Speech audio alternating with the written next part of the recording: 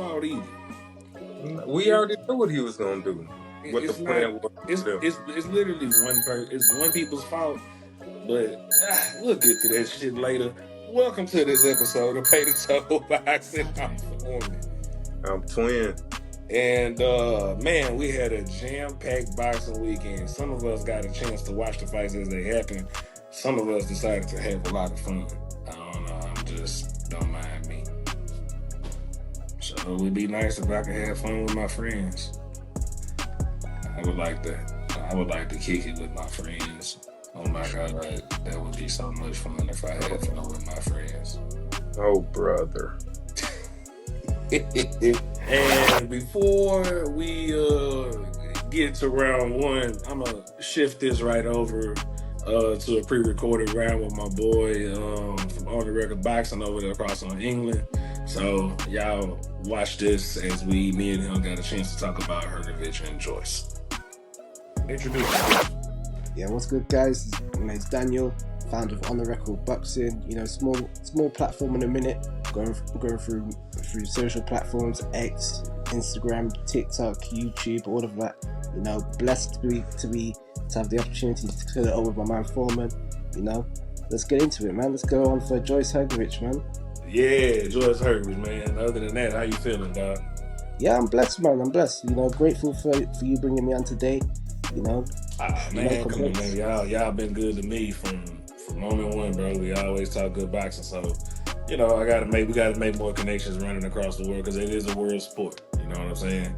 No, most definitely. You know, from time kind of interacting with you, you've always kind of like shown your knowledge in the game. You know, kind of giving me the kind of insights and the teasers and the exclusives. So, you know, forever appreciative, man.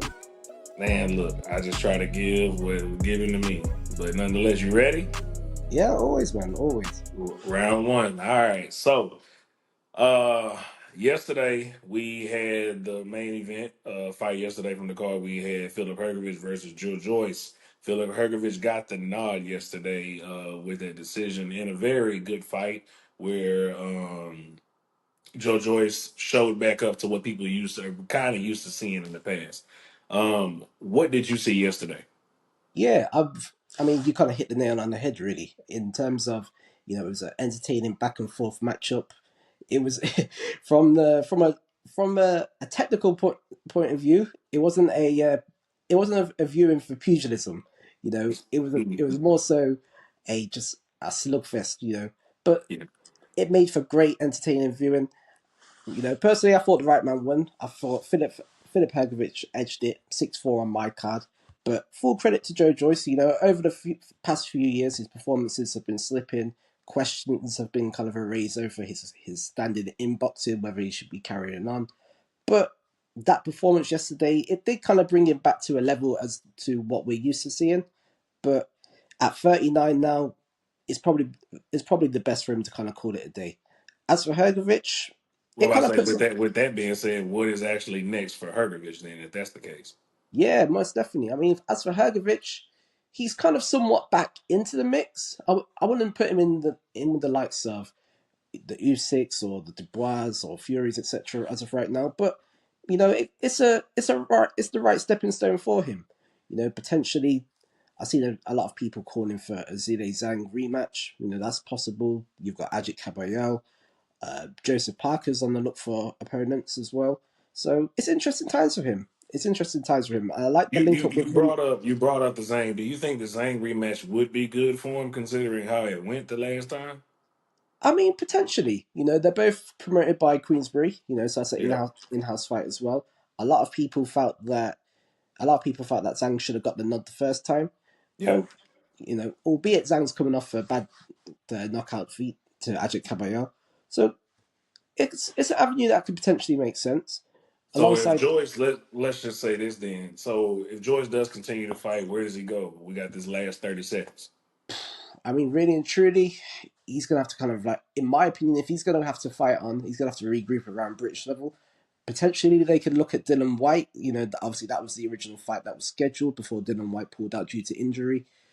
Yeah, you know, I think he at this kind of stage he has to kind of like just like make the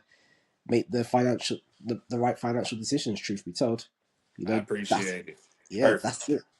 Perfect, man. I appreciate you having you on, man, and we gotta do this a little bit more often. Yeah, most definitely. Let's. I've enjoyed it. I've enjoyed it. Let's cut it up again sometime, man. Much appreciated, man. All good, man.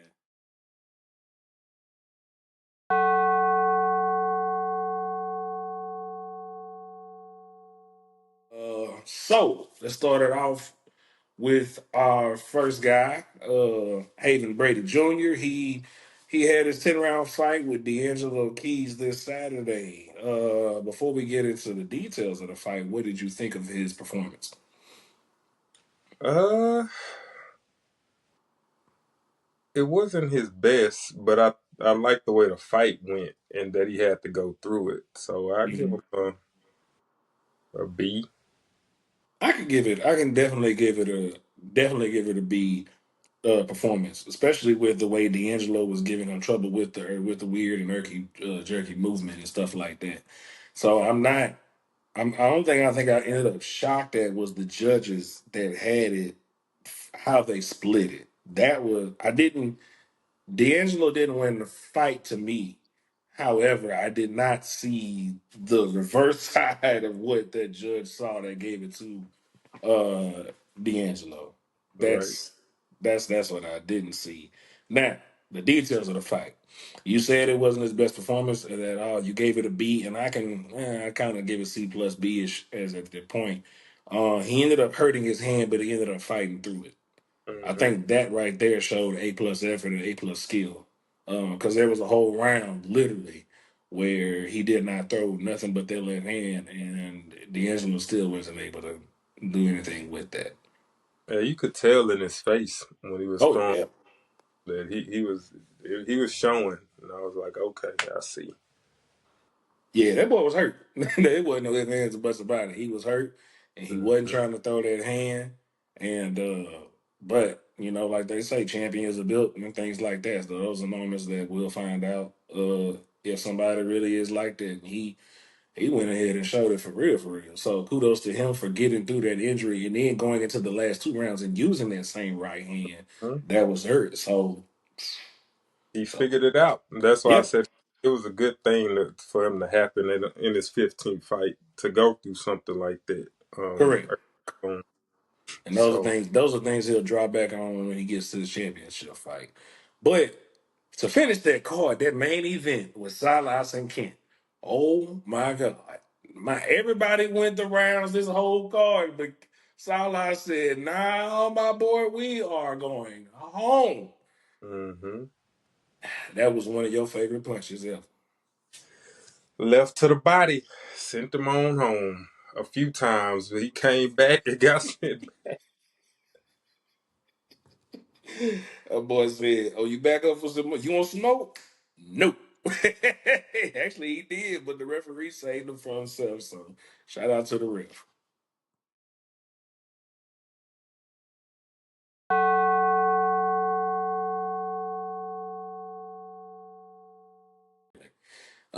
The top ranked card on Saturday, back in Las Vegas. Let's get to one of the other undercards, Steven Navarro, in his first round fight. But the opponent was very experienced, very veteran, hmm and it showed us. Whew, Navarro had to learn. He learned real quick as a young gun what it's like to be in the room, or in the room in the ring with a dog that meets you right where you at. Yep. What did you think of his performance? What do Uh, you rate I'd probably give him a B too, it? just because he made the adjustments. He was getting tagged with some lefts. I was like, wait, what's going on here? I'm not used to seeing this. Me either. It was very now, it was very whoa, my boy, what you got going on? But like Mm, you say, he closed the show for sure. That's yeah, all that but really matters. He skills overwhelmed pay the him. bills. Skills pay the bills, and he showed up. Skills pay the bills, and power definitely put the lights out for sure. So he definitely finished it with that. So that let us know that punching power is exactly kind of what we think it is for sure. Because hmm Buddy was dazed for sure. Ain't no ifs, Yeah. ands, or buts about it. So that let me know for real that boy can punch. And I'm glad. Yep. So Kid Dynamite, he earned that name for sure. He earned that name for sure. Also featured after that, Abdullah Mason wasn't against the opponent like we said, wasn't against the opponent that we wanted him to see again because that's boxing. These things happen, but Abdullah still did show up, show out, and finish the road, finish the fight. What are we giving him for this? B plus, Mm? and that's just because of the opponent and the time length. I mean, it's nothing to do with him, but he's one of my favorite young fighters. That boy, only word I use for him is nasty. I'm not gonna disagree. I do like the kid. I would like to see him age a little more before we Mm-hmm. push him. That's just me. Main event. Now, here's the meetup. Richard Torres and Guido. I gave Richard Torres won the fight. I'm not taking that from him at all. I Mm-hmm. give this performance to me, probably a C plus performance from Richard Torres. That's my opinion. As the little man that, there are things you gotta see and things you have to do. He lunged in a lot. Luckily, Guido was not on balance for a big man, tall man. He does not know how. He doesn't even fight tall properly, and he doesn't know how to throw a pop right. But as Torres gets to those upper echelons of the rest of the guys, he's gonna have to figure that out and fix a lot of things.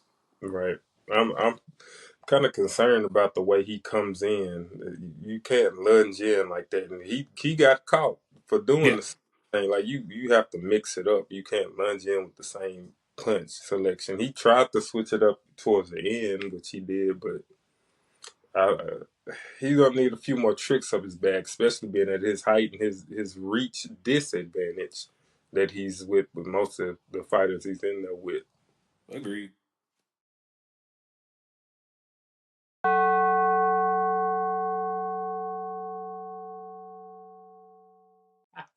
You know what? Yeah. All right. So 154, Tim Tszyu had his return fight against Joey Spencer that went high, went his daddy through the tunnel. Um, Tim Tszyu is back in the win column. That's what I'm gonna say. I'm not gonna say Tim Tszyu is necessarily back. He is back in the win column. Hmm. I don't think I don't think anything extra outside of him back in the win column. Joey Spencer, I think he's got to figure out what he's gonna do next because that just was not a good performance at all. I expected a lot better, and that's not what happened. Um, Tim Zoo's probably going to fight Keith Thurman here next. Do we care for both of them? I'm lying. I care. I Uh, care. I I'm not gonna do. lie. I care. I like I like Keith. He funny. Yeah, I was like, let me think about that. I care. I care a lot. I love and the thing is, I wish Thurman had as much confidence in his style as I did because Thurman has a. It ain't been too many times here in recent set of boxing where we've seen fighters with their own individual stylistic things. And Keith Thurman is one of those guys who has had their own original stylistic thing. I wish he believed the way that some of us see him. That's really what it is. Yeah. So I'll watch it in Australia. I ain't tripping. I'm down with it. Janabek got his fight at home against, I'm not gonna say this man's last name. I think his first name is Emmanuel. However, Janabek did get the knockout in this fight. Boy, I can't stand the 160-pound division. Oh my God. These men are terrible. These men are trash. And That Janabek is trash right along with him. Carlos Adames might be the most entertaining one we got, and the rest of y'all are just trash. I ain't seen nobody that want to show up and who wants to be king. All of y'all look like peasants. Adames might be the only one. yeah, And because he went and out there against Hamza and showed his naked ass, and they tried to you, steal. huh? They tried to steal from That Carlos. they tried to steal from that man. God damn, man. Y'all is trash. Oh my God. Hey, Janabek right along with him. And he might be a nice guy. You need to go out there and fight somebody. First is you ain't getting no contract. Then when they show you that, hey, yeah, we did, we emailed it. Oh, I didn't know. Then you ain't got no pen. Then you ain't got nothing. You want to fight at home, bro? You got 2 belts. Go find somebody. He probably is the only unified champ where I can't tell you. Like He ain't fought nothing. I'd have to look to see how he went, who he beat for that belt. Like when that Nothing. happened.